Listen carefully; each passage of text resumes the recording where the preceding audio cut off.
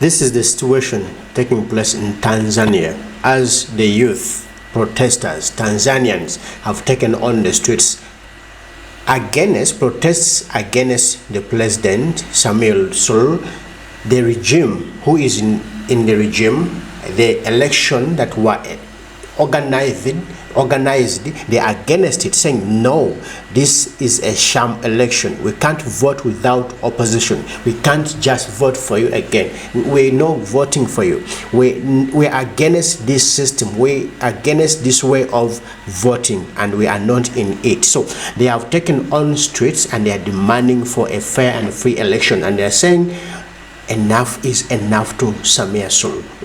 Just resign.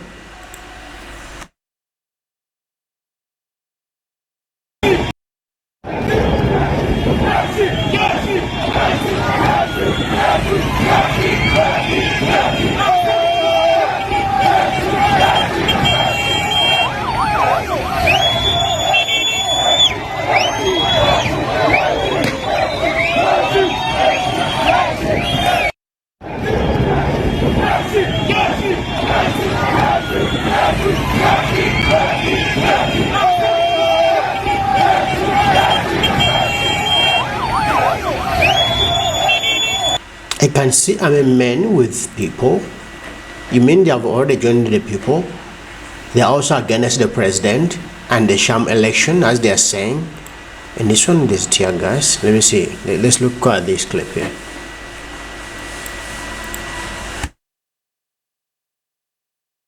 What is not made? It is clear that Kenya is not made for the average. We are not fashioned.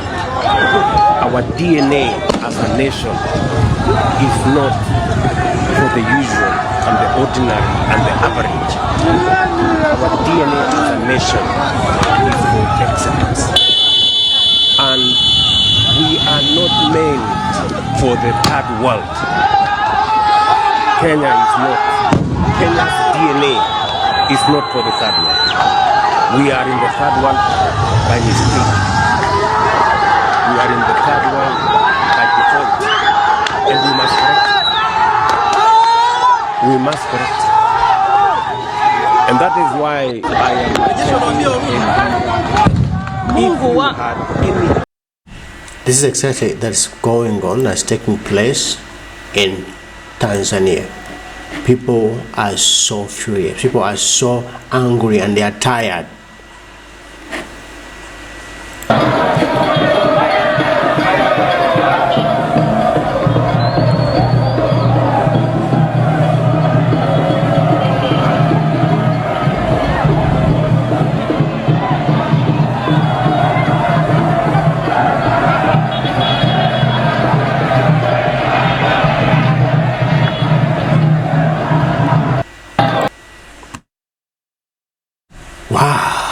Tanzania is ready for the change. They want change. They're tired of a dictator. You know, recently, this president, Samia Suluhu, has been arresting anyone opposing her. Anyone who comes up, and all activists have been arrested, abducted. There is now torture in Tanzania because the president don't want to leave power. And they're saying this DNA, Samia Suluhu is copying it from Uganda. Because even in Uganda, what is being done there, abductions, torture, not giving space, fair space for the opposition in Uganda, and that's what Samia Suluhu is copying or is learning from General Museveni to do what Museveni is doing in Tanzania. And Tanzania is saying, no, we can't see this. And this is what they have done to the president we have been voting from. And they're saying, no voting, just resign. No voting, just resign. That's what they're saying. Hichi ni kituo cha kupiga kura. Hamna kupiga kura hapa. Wao tupo barabarani kule.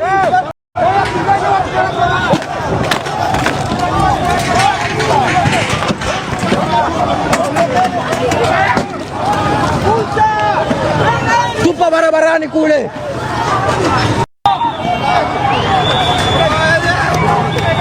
Hichi ni kituo cha kupiga kura.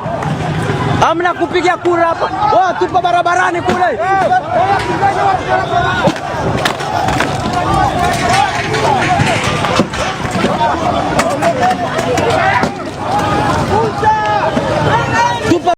What I see, Tanzania is ready for change. Africa is ready for change. You see, if you are seeing these young Africans, young people, the Gen Z is rising up for their freedom. It's rising up for a great and new leadership that works for them. This is a great chance for Africa to change. And I know by the end of the day, Africa is going to change. We are tired of dictators. We don't need dictators in Africa. Why are you a dictator? Why do you do this to your own people? Let's look at this one. They're even banning up ballot boxes and ballot papers. Leo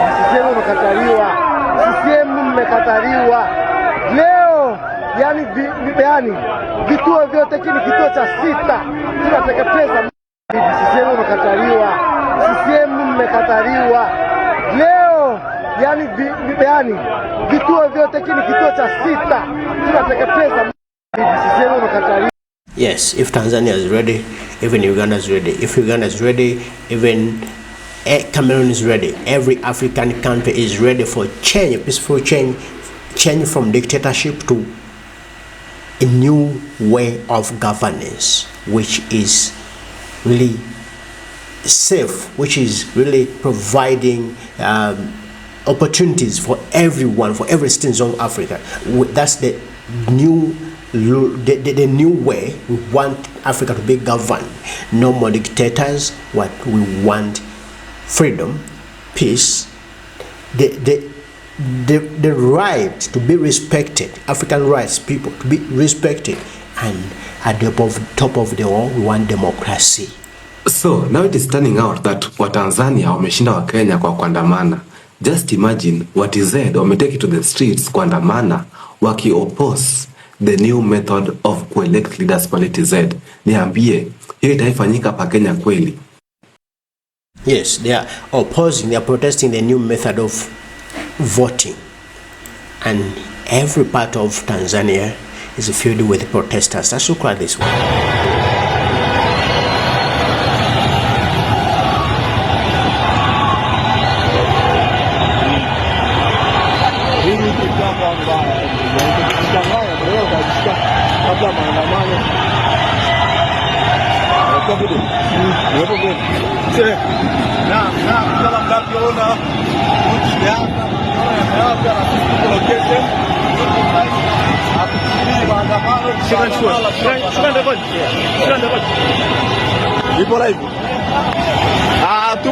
Tupo site, maandamano yameanza na hakika lazima tuandamane mpaka pale serikali itaposikia watu.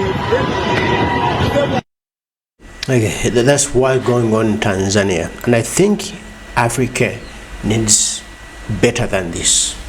We need leaders that are really caring for their own people. We need leaders who are not just caring for themselves and family, but who are caring for the people of Africa. Why would you become a bad leader? Because of your own selfishness. Because you are promoting the dictatorship in Africa. We are tired of that. And no one will allow that. No one will see that happen. Africans are ready to fight till Africa changes, and very soon Africa will change. Let's look at this clip also from Tanzania.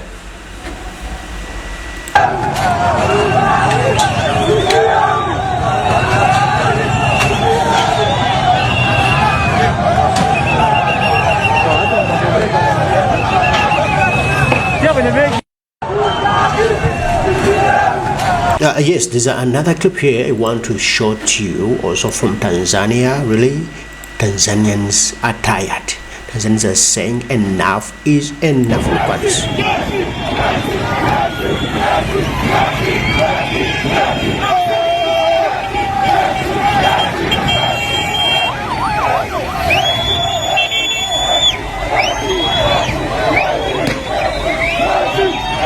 Really, people are determined. They say no way. this system of voting, we don't want it, we don't like it, it's bad, it's barbaric, it's none of our bro. Even they are banning out things, even the cities ban. Oh bro, this is also in Tanzania. Oh my god, they are banning all petrol stations. No bro, this is now out of hands. This is now out of hands. Oh my god. Africa.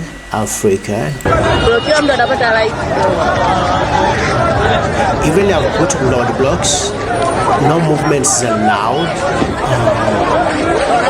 Today, remember, it was an election day, and people are saying no elections. We are not voting in this lavishness. We are all broke. They are against the system of voting.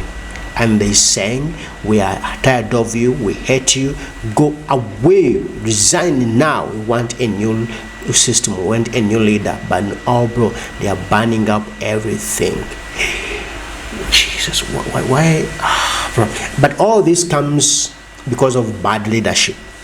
If we have good leaders, those leaders who are really caring for their countrymen and women, this will never happen in Africa. But because our leaders are so selfish, they are thinking of themselves only, they are also not doing what makes them happy, what really makes them to live in power forever. That's why you see the Gen Z is rising up. They are fighting for their freedom. And if they don't fight for their freedom, who will fight for them?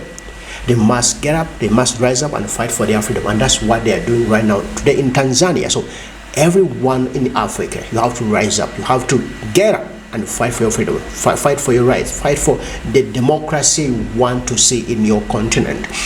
And this is part of the Gen Z. This is part of the new norm that's going around the world. Tanzania is doing it, Cameroon is doing it, and soon Uganda is going to do it very soon through a protesting vote. So just look at what's going on. They are saying no voting, because we know when we vote today, you are going to be announced a winner, and we are not allowing that to be. So there is no voting, and we want you out of power. You must resign. If there is no voting, meaning she must leave power. And that's what they are doing in Tanzania. Everywhere, all corners of Tanzania, that's what people are doing. Look.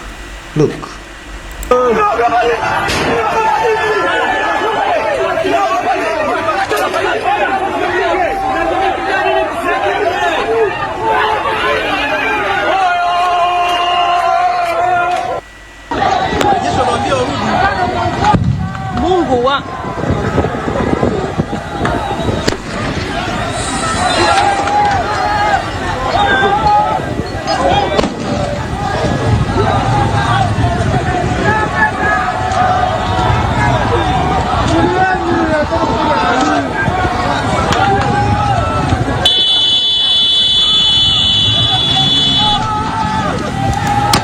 What I see, Africa is waking up. Africa is waking up. And soon Africa is going to be liberated. Very soon Africa is going to be liberated. Africa is going to have good leaders who will be doing whatever they are doing for the people of Africa, but not for themselves and their families.